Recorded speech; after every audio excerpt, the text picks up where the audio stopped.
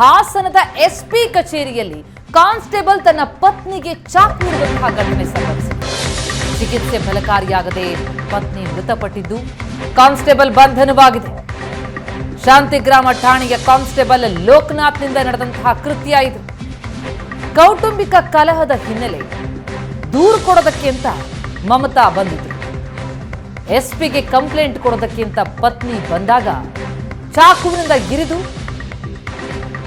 ಲೋಕನಾಥ್ ಕೊಲೆ ಮಾಡಿದ್ದಾರೆ. ಎಸ್ಪಿ ಕಚೇರಿಯಲ್ಲಿ ಪತ್ನಿಗೆ ಚಾಕುವಿನಿಂದ ಇರಿದಿದ್ದರಿಂದಾಗಿ ಗಂಭೀರವಾಗಿ ಗಾಯಗೊಂಡಂತಹ ಮಮತಾ ಅವರನ್ನ ಆಸ್ಪತ್ರೆಗೆ ದಾಖಲಿಸಲಾಯಿತಾದರೂ ಚಿಕಿತ್ಸೆ ಫಲಕಾರಿಯಾಗದೆ ಮಮತಾ ಮೃತಪಟ್ಟಿದ್ದಾರೆ.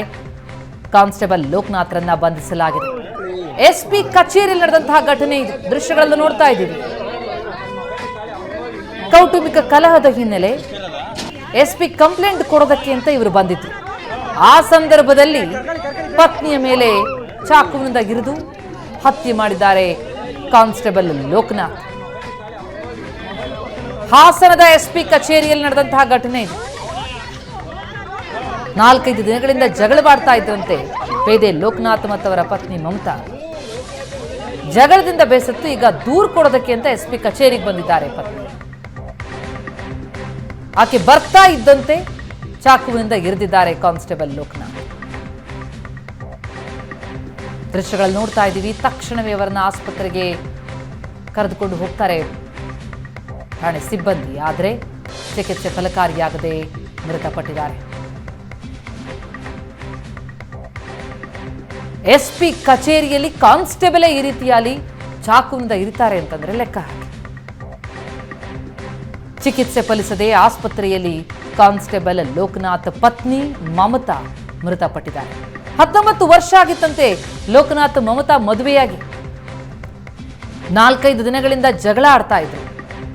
ಕೌಟುಂಬಿಕ ಕಲಹದ ಹಿನ್ನೆಲೆ ಎಸ್ಪಿಗೆ ಬಗ್ಗೆ ಕಂಪ್ಲೇಂಟ್ ಕೊಡೋದಕ್ಕೆ ಅಂತ ಹೇಳಿ ಹಾಸನ ಎಸ್ಪಿ ಕಚೇರಿಗೆ ಬಂದಿದ್ದಾರೆ ಮಮತಾ. ಪತ್ನಿ ಮಮತಾ ಬರ್ತಿದ್ದಂತೆ ಚಾಕುವಿನಿಂದ ಇರಿದಿದ್ದಾರೆ ಕಾನ್ಸ್ಟೇಬಲ್ ಲೋಕನಾಥ್.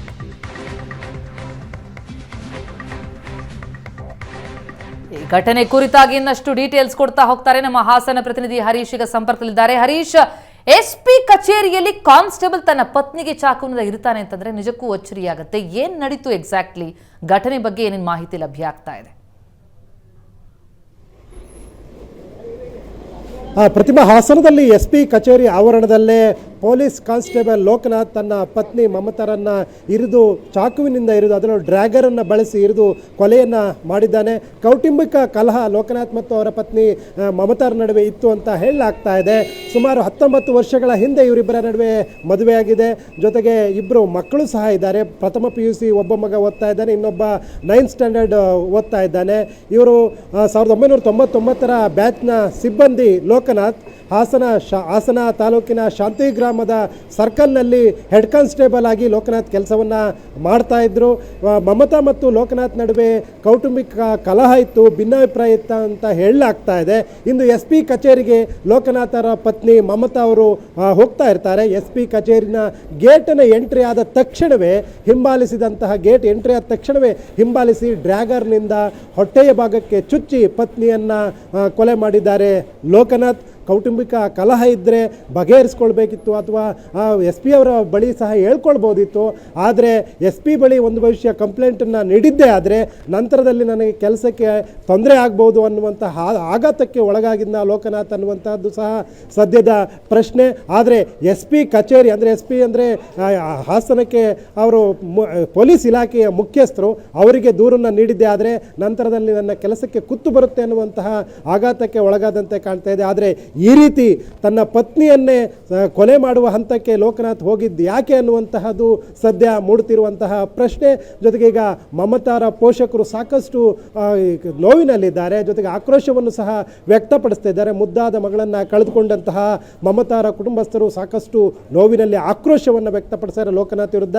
ಜೊತೆಗೆ ಲೋಕನಾಥ್ ಅವ್ರನ್ನ ಈಗಾಗಲೇ ಬಂಧನ ಮಾಡಲಾಗಿದೆ ಅಂತ ಪೊಲೀಸರು ಹೇಳ್ತಾ ಇದ್ರು ಸಹ ಪೊಲೀಸರ ವಿರುದ್ಧ ಆಕ್ರೋಶವನ್ನು ವ್ಯಕ್ತಪಡಿಸ್ತಾ ಇದ್ದಾರೆ. ಪೊಲೀಸ್ ಕಚೇರಿಯ ಆವರಣದಲ್ಲಿ ಈ ರೀತಿ ರೀತಿ ಕೃತ್ಯ ಆಗಿರ್ತಕ್ಕಂಥದ್ದು ಒಂದು ಕಡೆ ಸಾಕಷ್ಟು ಜನರು ಸಹ ಶಾಕ್ಗೆ ಒಳಗಾಗುವಂತೆ ಆಗಿದ್ದರೆ ಪೊಲೀಸ್ ಈ ಇಲಾಖೆಯಲ್ಲೇ ಇದ್ದುಕೊಂಡು SP ಕಚೇರಿಯ ಆವರಣದಲ್ಲಿ ತನ್ನ ಪತ್ನಿಯ ಮೇಲೆ ಮಾರಣಾಂತಿಕವಾಗಿ ಈ ರೀತಿ ಡ್ರ್ಯಾಗರ್ನಿಂದ ಇರಿದು ಕೊಲೆಯ ಮಾಡುವ ಹಂತಕ್ಕೆ ಲೋಕನಾಥ್ ಹೋಗಿದ್ದು ನಿಜಕ್ಕೂ ಒಂದು ರೀತಿಯ ವಿಪರ್ಯಾಸವೇ ಸರಿ. ಆದರೆ ಈ ರೀತಿಯ ಘಟನೆಯನ್ನು ಲೋಕನಾಥ್ ಮಾಡಬಾರ್ದಿತ್ತು ಅನ್ನುವಂತಹದ್ದು ಎಲ್ಲರೂ ಸಹ ಮಾತಾಡ್ಕೊಳ್ತಿರ್ತಕ್ಕಂಥದ್ದು. ಆದರೆ ಇವರಿಬ್ಬರ ನಡುವೆ ಯಾವ ಕಾರಣಕ್ಕೆ ಭಿನ್ನಾಭಿಪ್ರಾಯ ಉಂಟಾಗಿತ್ತು ಅನ್ನುವಂತಹದ್ದು ನಂತರದಲ್ಲಿ ಗೊತ್ತಾಗಬೇಕಿದೆ. ಪ್ರತಿಮಾ, ಹರೀಶ್, ಆವರಣದಲ್ಲಿ ಅದು ಕೂಡ SP ಕಚೇರಿಯ ಆವರಣ ಅಂತಂದ್ರೆ ಅಲ್ಲಿ ಬಹಳಷ್ಟು ಮಂದಿ ಇರ್ತಾರೆ. ಅಂದ್ರೆ ಆ ಸಂದರ್ಭದಲ್ಲಿ ಘಟನೆ ನಡೆದಾಗ ನೋಡಿದಂಥವ್ರಿದ್ದಾರೆ, ಯಾರು ತಪ್ಪಿಸೋದಕ್ಕೆ ಸಾಧ್ಯ ಆಗ್ಲಿಲ್ವಾ, ಏನ್ ನಡೀತು ಅನ್ನೋದ್ರ ಬಗ್ಗೆ ಅಲ್ಲಿ ನೋಡಿದಂಥವ್ರು ಪ್ರತ್ಯಕ್ಷದರ್ಶಿಗಳಿಗೆ ಏನಂತಾರೆ ಅಂತ?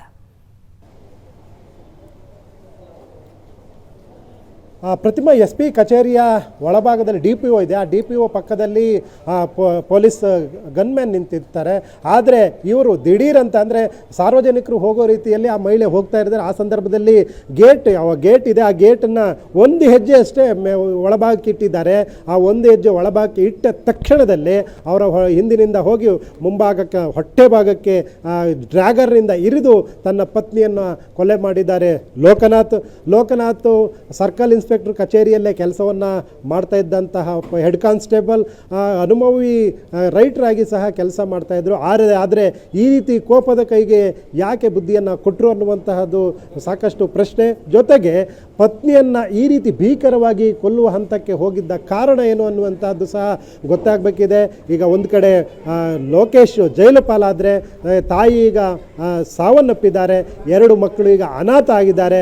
ಆದರೆ ಇವೆಲ್ಲದರ ಅರಿವೇ ಇಲ್ಲದೆ ಈ ರೀತಿ ಕೋಪದ ಕೈಗೆ ಯಾಕೆ ಈತ ಬುದ್ಧಿಯನ್ನು ಕೊಟ್ಟ ಅನ್ನುವಂತಹದ್ದು ಸಾಕಷ್ಟು ಚರ್ಚೆ ಇರ್ತಕ್ಕಂಥದ್ದು. ಜೊತೆಗೆ ಅವರ ಜೊತೆಯಲ್ಲಿ ಕೆಲಸ ಮಾಡಿದವರು ಸಹ ಲೋಕನಾಥ್ ಬಗ್ಗೆ ಒಳ್ಳೆಯ ಅಭಿಪ್ರಾಯವನ್ನು ಇಟ್ಕೊಂಡಿದ್ದಾರೆ. ಅವರಿಗೆ ಯಾವುದೇ ರೀತಿಯ ಇದುವರೆಗೂ ಯಾವುದೇ ರೀತಿಯ ಅವ್ರ ಮೇಲೆ ಕಂಪ್ಲೇಂಟ್ ಇರಲಿಲ್ಲ. ಆದರೆ ಸಾಂಸಾರಿಕ ವಿಚಾರದಲ್ಲಿ ಅವರು ಎಡವಿದಂತೆ ಕಂಡು ಬರ್ತಾ ಇದೆ. ಅದರಲ್ಲೂ ಪತ್ನಿಯನ್ನೇ ಕೊಲ್ಲುವ ಹಂತಕ್ಕೆ ಹೋಗಿದ್ದು ಮಾತ್ರ ಯಾರೂ ಸಹ ಕ್ಷಮಿಸಲಾರದ ಅಪರಾಧವನ್ನು ಈಗ ಸದ್ಯ ಲೋಕನಾಥ್ ಮಾಡಿದ್ದಾರೆ. ಸಾಕಷ್ಟು ಜನರಿಗೆ ಬುದ್ಧಿಯನ್ನು ಹೇಳಿ ಕೌಟುಂಬಿಕ ಕಲಹ ಆದಂಥ ಸಂದರ್ಭದಲ್ಲಿ ಸಾಕಷ್ಟು ಕುಟುಂಬಗಳಿಗೆ ಬುದ್ಧಿಯನ್ನು ಹೇಳಿದಂಥ ಈ ಲೋಕನಾಥ್ ತನ್ನ ಪತ್ನಿಯನ್ನು ಇರಿದುಕೊಳ್ಳುವ ಹಂತಕ್ಕೆ ಯಾಕೆ ಹೋದರು ಅನ್ನುವಂತಹದ್ದು ಈಗ ಸಾಕಷ್ಟು ಪ್ರಶ್ನೆಗೆ ಕಾರಣ ಆಗಿರ್ತಕ್ಕಂಥದ್ದು. ಲೋಕನಾಥ್ 24 ವರ್ಷಗಳ ಕಾಲ ಪೊಲೀಸ್ ಇಲಾಖೆಯಲ್ಲಿ ಕೆಲಸವನ್ನು ಮಾಡಿದ್ದಾರೆ. ಅದರಲ್ಲೂ ಹಾಸನ ಸರ್ಕಲ್ ಇನ್ಸ್ಪೆಕ್ಟರ್ ಕಚೇರಿಗಳಲ್ಲಿ ಹೆಚ್ಚಿನ ಕೆಲಸವನ್ನು ಮಾಡಿದ್ದಾರೆ. ಜೊತೆಗೆ ಆ ಪೊಲೀಸ್ ಠಾಣೆಗೆ ದೂರುಗಳು ಬಂದಂಥ ಸಂದರ್ಭದಲ್ಲಿ ವಿಚಾರಣೆಯನ್ನು ಹೆಚ್ಚಿನ ಭಾಗವನ್ನು ಇವರು ಸಹ ಆ ಒಂದು ವಿಚಾರಣೆ ಸಂದರ್ಭದಲ್ಲಿ ಪಾತ್ರವನ್ನು ವಹಿಸಿದಂಥವರು ಲೋಕನಾಥ್.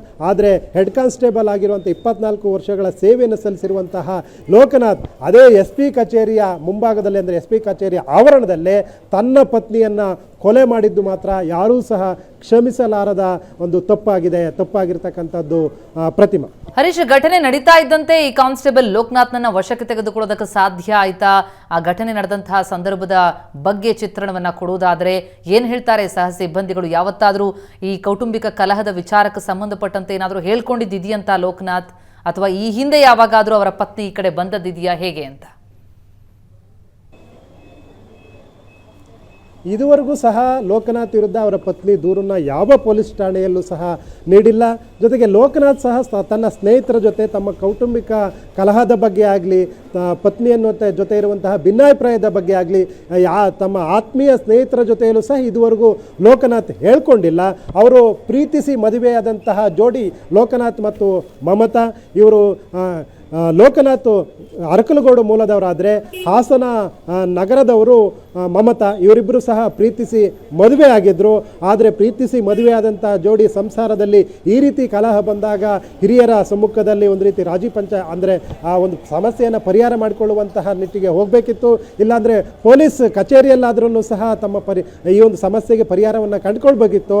ಆದರೆ ಲೋಕನಾಥ್ ಇಷ್ಟು ವರ್ಷಗಳ ಅನುಭವ ಹೊಂದಿದಂತಹ ಲೋಕನಾಥ್ ತನ್ನ ಪತ್ನಿಯನ್ನು ಡ್ರ್ಯಾಗರ್ನಿಂದ, ಆದರೂ ಇದು ಉದ್ದೇಶಪೂರ್ವಕವಾಗಿ ತನ್ನ ಪತ್ನಿಯನ್ನು ಕೊಲ್ಲಲೇಬೇಕು ಅನ್ನುವಂಥ ಕಾರಣಕ್ಕಾಗಿ ಆತ ಡ್ರ್ಯಾಗರನ್ನು ಮೊದಲೇ ತಂದಂತೆ ಕಂಡು ಬರ್ತಾ ಇದೆ. ಯಾಕೆಂದರೆ ಪೊಲೀಸ್ ಕಚೇರಿಗೆ ತನ್ನ ಪತ್ನಿ ಹೋಗ್ತಾಳೆ ಅನ್ನುವಂತಹ ವಿಷಯ ತಿಳಿದು ಆತ ಹಿಂಬಾಲಿಸಿ ಹೋಗಿ ಈ ರೀತಿ SP ಕಚೇರಿಯಲ್ಲೇ ತನ್ನ ಪತ್ನಿಯನ್ನು ಕೊಲೆ ಮಾಡಿರ್ತಕ್ಕಂಥದ್ದು. Pratima, thank you so much Harish ತವೆಲ್ಲ ಮಾಹಿತಿಗೆ.